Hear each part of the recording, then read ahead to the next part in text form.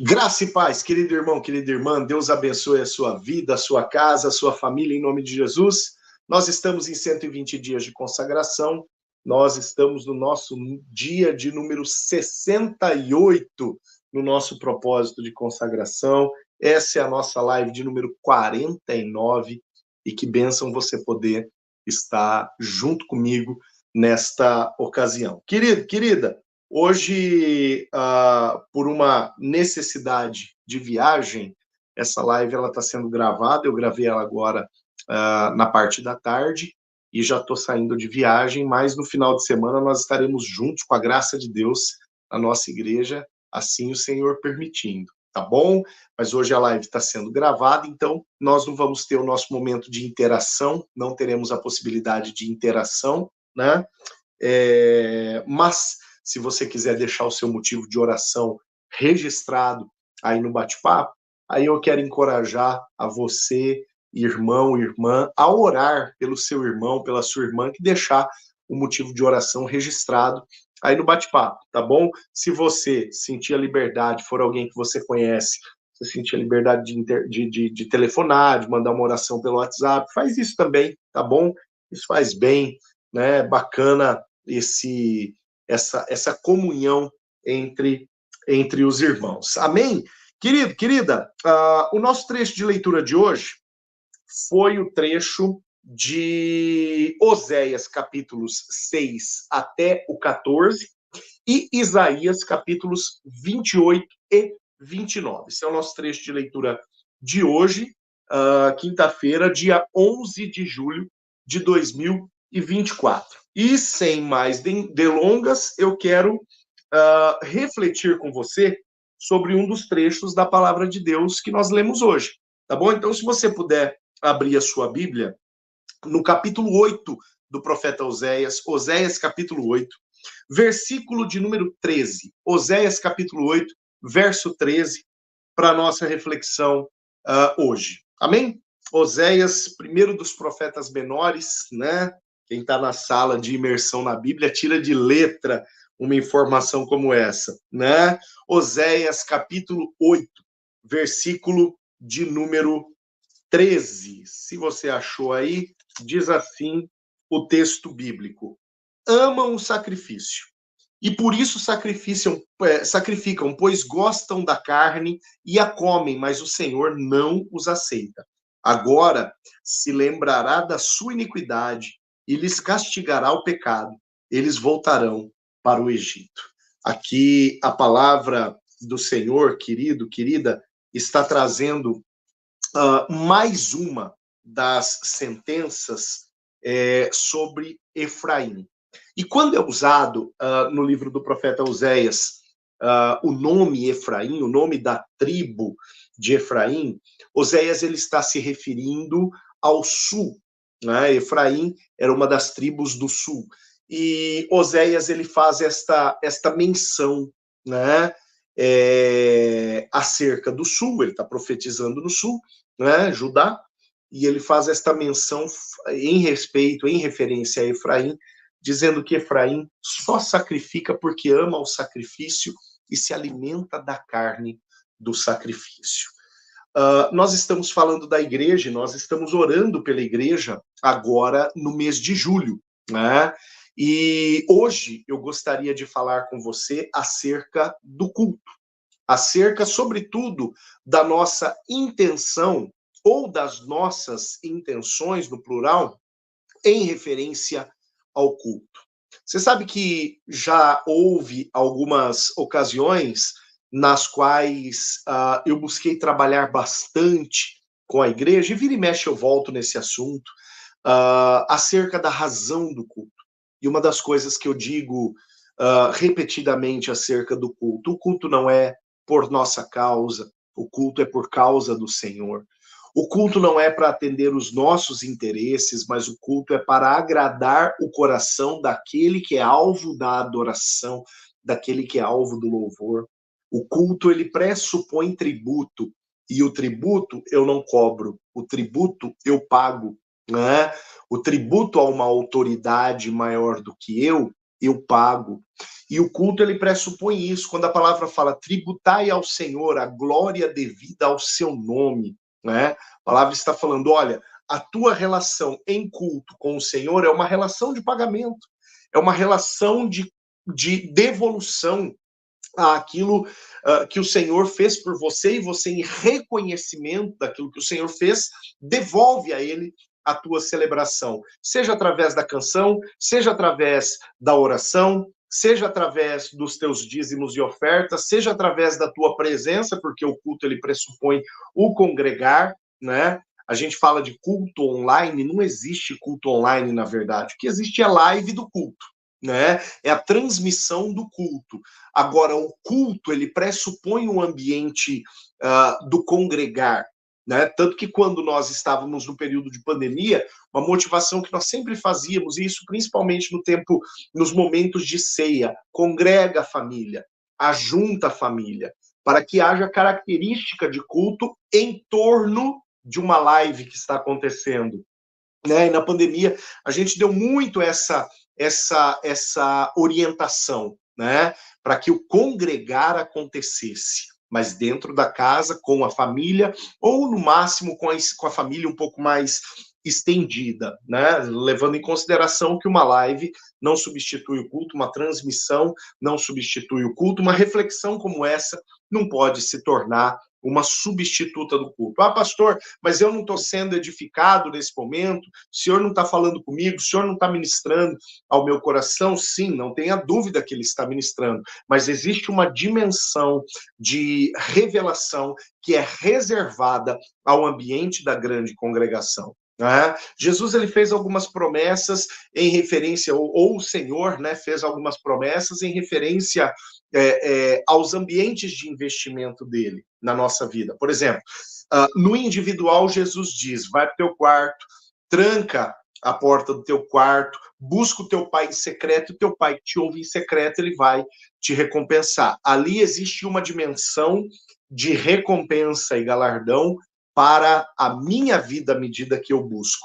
Em outra ocasião, Jesus diz, onde houverem 2 ou 3 reunidos em meu nome, ali eu vou estar. Ou seja, Jesus limita a 2 pessoas, ou ele coloca 2 pessoas como um ambiente passível do investimento dele. Em outro momento, a gente vê Jesus ministrando a Pedro, Tiago e João, são 3, Jesus e mais 13, então nós estamos falando de 4 pessoas, de uma forma sobrenatural no Monte da Transfiguração, né? Então, existe uma dimensão de investimento em um grupo bem reduzido. Aqui nós temos 4 pessoas, né? Aparece Moisés e aparece Elias, mas eu não estou nem contando esses daí. Em outra ocasião, Jesus, ele chama os discípulos num canto e ele ensina os discípulos acerca de uma parábola que ele tinha ministrado publicamente, quando ele fala acerca de sementes. Olha, uma semente caiu à beira do caminho, outra semente caiu em terra boa, outra semente caiu em solo pedregoso, outra semente caiu em um solo duro, veio um passarinho e comeu. Jesus ensina para os seus 12 de uma forma um pouco mais profunda neste ambiente, o que leva-me a entender que existe também um nível de investimento para uma reunião ainda pequena, mas um pouco mais robusta do que aquela reunião com uma pessoa, eu mais um, aquela reunião de eu mais 2 ou 3, aquela reunião com 12 agora, simbolizando uma reunião ainda pequena, mas um pouco mais robusta do que estas reuniões menores. E há também uma dimensão de investimento do Senhor na multidão, né? Olha o Sermão do Monte, a palavra fala de tudo quanto é tipo de gente que foi se aproximando de Jesus para ouvir o que Jesus tinha para falar. Todas estas congregações, tanto de mim com mais um, de mim com mais 2 ou 3, de mim com mais 10, 11, 12, né? Aquela congregação na qual eu estou no meio de uma multidão, em todas elas e para todas elas, existe um nível de investimento da parte do Senhor, existe algo reservado para aquele ambiente. E aquilo que eu recebo lá no meio da multidão não é a mesma porção que eu recebo quando eu estou no lugar secreto, com a porta fechada, buscando meu pai em secreto. Aquilo que eu recebo quando eu estou no ambiente de 4 ou 5 não é a mesma o mesmo investimento que eu recebo quando eu estou naquele ambiente com 10 pessoas. Aquilo que eu recebo no ambiente com 3 ou 4 não é o que eu recebo quando eu estou apenas com mais uma pessoa. E tudo isso o Senhor classifica como ambientes de congregação, e nos ambientes de congregação há investimento da parte de Deus sobre a minha vida. No entanto, em todos os aspectos que dizem respeito à celebração, em todos os aspectos que dizem respeito a culto, eu preciso ter um entendimento muito completo e muito correto acerca do que seja culto. O culto, repito, é tributo. O tributo eu estou pagando, o tributo eu estou oferecendo. E agora, olhando de volta para a passagem que eu e você acabamos de ler, Oséias capítulo 8, versículo 13. A palavra traz uma advertência acerca do Reino do Sul, que está sendo alvo desta profecia, dizendo assim: esse povo se ajunta para fazer os sacrifícios, mas porque eles têm interesse no sacrifício que é feito. O culto interesseiro de Efraim é o que a gente encontra aqui. O culto interesseiro de uma parcela do povo de Deus. De um povo que ia no culto pensando naquilo que seria para a sua satisfação. E aqui a gente vê uma completa distorção daquilo que é o conceito de tributo, o conceito de celebração, o conceito de culto. O povo que ia para o culto não preocupado com aquilo que teria a oferecer ao Senhor, mas preocupado no retorno, ou preocupado até mesmo em usurpar aquilo que não era seu. Né? O sacrifício não era do povo. O sacrifício que eles ofereciam, o holocausto que era oferecido, não era do povo. Era sim em favor do povo, mas não era posse do povo. Né? Aqui nós vemos um interesse distorcido. Aqui nós vemos uma visão distorcida acerca da celebração. O culto do interesse, o culto interesseiro, o culto que pensa naquilo que vai retornar para as minhas mãos, naquilo que vai retornar em benefício a mim, naquilo que vai retornar em benefício à minha casa, à minha família. Perceba, às vezes pessoas são impelidas a fazer campanhas de oração que muito se assemelham a este culto interesseiro de Efraim. Às vezes pessoas são impelidas a fazer barganhas com Deus, trocas com Deus. Eu vou na igreja, né, e em troca disso o Senhor me recompensa de tal forma. E isso muito se assemelha ao culto interesseiro de Efraim.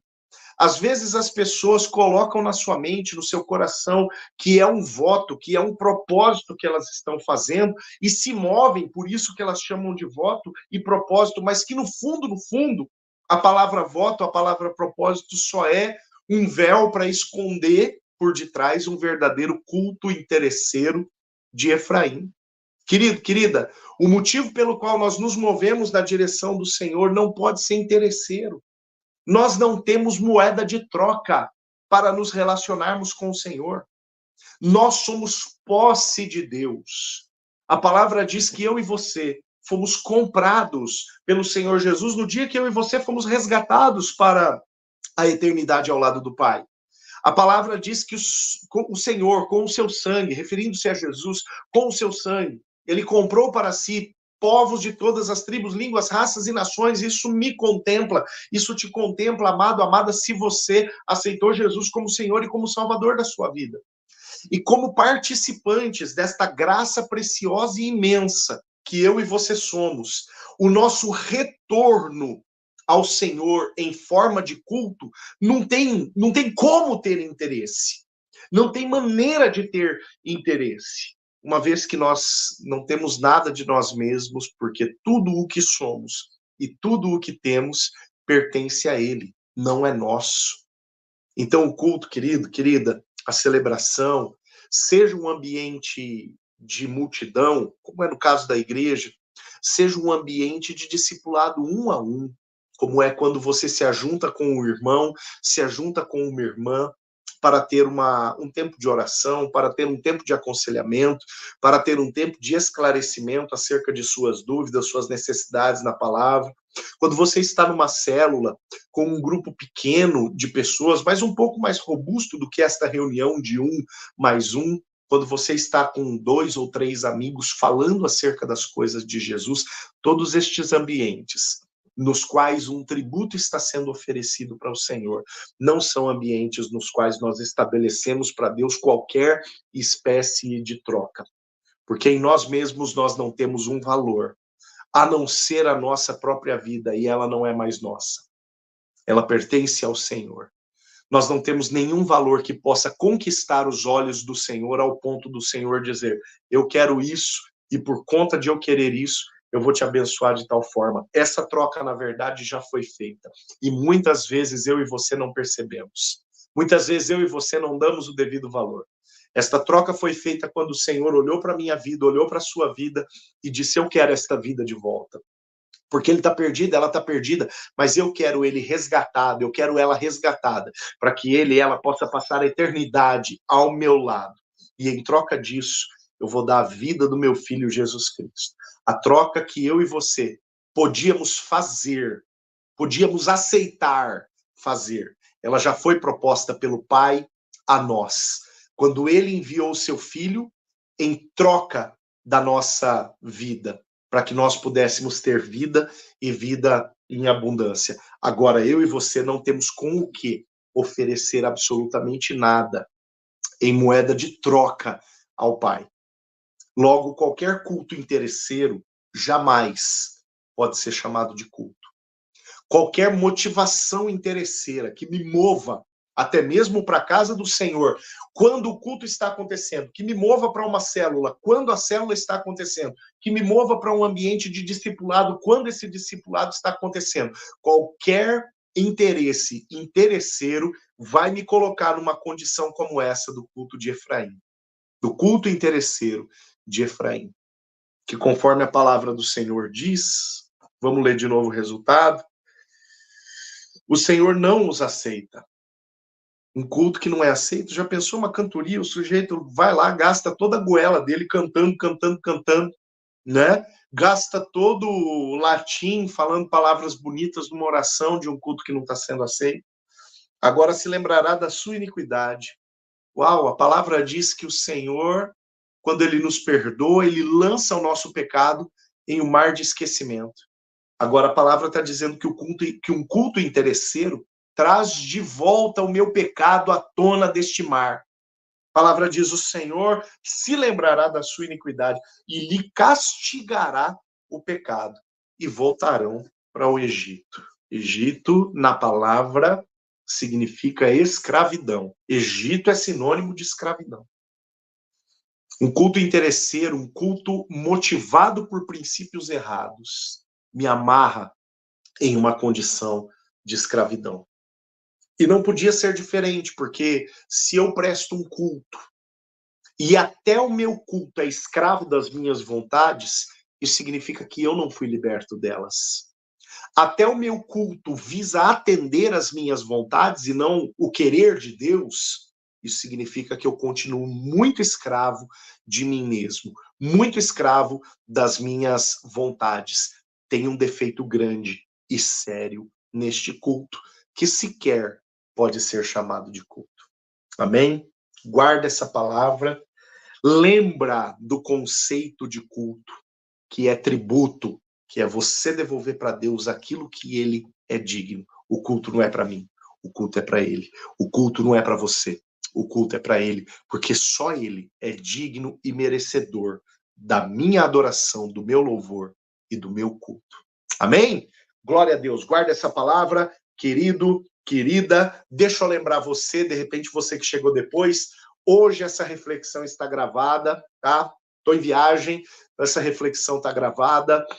No fim de semana a gente vai estar junto, tá? Viagem, bate e volta, rapidão, tá? Mas hoje eu precisei gravar a reflexão para que pudesse, até mesmo por uma questão de segurança, né? Até creio eu que daria para fazer ao vivo, mas tudo muito corrido, então por uma questão de segurança, estou deixando ela gravada. Então não dá para ter interação com você, tá? Não dá para ter interação com o bate-papo aí, também não com os motivos de oração, mas eu continuo te encorajando. Se apareceu algum motivo de oração aí no chat, se o motivo de oração é de algum conhecido teu, de alguma conhecida tua, depois que terminar a live, nós já vamos terminar, liga para ele, liga para ela, ora com ele, ou pega o teu zap, grava uma oração, manda para ele, manda para ela. Gente, essa interação é uma bênção, tá? Interage com teu irmão, interage com a tua irmã, abençoa a ele e a ela através do teu ministério, através da tua intercessão. Tá joia? Faz isso, que isso vai ser bênção. Amém? Antes da gente terminar e antes da gente orar, nós estamos orando pela nossa igreja, eu tenho tentado refletir a partir da palavra acerca de igreja nestes dias. Deixa eu te motivar, esteja na casa do Senhor este final de semana. Fim de semana passado, querido, foi tão lindo, né? Nós tivemos um culto cheio, lotado, que bênção isso, cheio de visita. Continua convidando gente para estar na casa do Senhor, continue se movendo para estar na casa do Senhor, eu não tenho dúvida que você vai ser extremamente abençoado. Ah, pastor, você acabou de falar que eu não devo ir para o culto com o interesse de ser abençoado. Não estou dizendo para você ir motivado por isso. Vá motivado a prestar o teu culto, mas Deus insiste em nos abençoar. Há uma promessa de bênção. Há uma promessa de bênção. Você pega o Salmo 133, ali a palavra fala que é bom os irmãos estarem reunidos, né? É bom os irmãos estarem em união, porque no ambiente da união, o Senhor derrama e ordena a bênção e a vida para sempre. Há uma promessa de bênção quando nós estamos congregados, né? Então não perde isso, não perde isso. Lembre-se que você é abençoado quando eu e você estamos juntos. Eu sou abençoado quando eu e você estamos juntos. Nós somos abençoados quando estamos juntos como igreja. Amém? Vamos ter o nosso tempo de oração, querido, querida. Lembre-se de orar pelas lideranças da igreja, lembre-se de orar pelas lideranças de célula, lideranças ministeriais, lembre-se de orar por cada um dos programas da igreja, amém? Neste fim de semana em específico, no sábado, tem uma programação regional, que é o projeto missionário Um Dia para Jesus, este ano substituto do Uma Semana para Jesus. Lembre-se de orar, tá? Por cada família da igreja, vai colocando tudo isso na presença do Senhor, né, e abençoando todas estas circunstâncias, e eu creio que a nossa igreja vai continuar sendo uma bênção e abençoada através da oração dos irmãos e das irmãs. Vamos orar? Meu Deus, obrigado, Pai, por esse tempo, obrigado por esta reflexão, obrigado porque até acerca do culto, Pai, o Senhor tem alinhado o nosso coração, alinhado o nosso entendimento, para que a gente não caia, Senhor, no engano de prestar ao Senhor um culto que não seja culto, de prestar ao Senhor um culto que, ao invés de alegrar o teu coração, entristece o teu coração, por não ser culto, mas por ser movido pelos nossos próprios interesses. Livra-nos, Deus, livra-nos deste erro, livra-nos deste equívoco.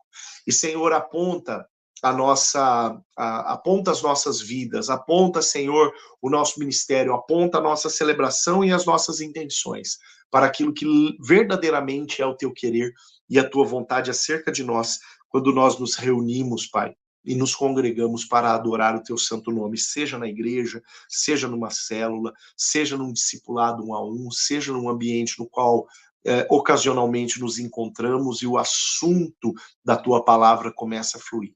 Que este ambiente, Pai, seja um ambiente para o louvor da tua glória. E como diz o salmista, lá no Salmo 115, no primeiro versículo, não a nós, mas ao teu nome seja dado glória através das nossas vidas, através da nossa celebração e através dos nossos esforços. Eu abençoo, Senhor, a vida do meu irmão, da minha irmã, que está acompanhando esta gravação, este vídeo. Abençoo, Senhor, a vida daquele e daquela que vai acompanhar este vídeo e que vai orar comigo em algum outro momento. Eu clamo, Pai, a tua graça sobre este lar, sobre esta casa, sobre esta família. Clamo a tua graça sobre a nossa igreja, cada ministério, cada ministro, Senhor, cada líder ministerial, cada líder de célula. Vai abençoando cada célula, cada visitante da tua igreja, Senhor, cada irmão, cada irmã de todas as faixas etárias. Vai abençoando, Pai, a tua graça seja derramada grandemente na tua casa e sobre o teu povo. Eu oro agradecido no santo nome de Jesus, o nosso Senhor. Amém. Amém. Louvado seja Deus.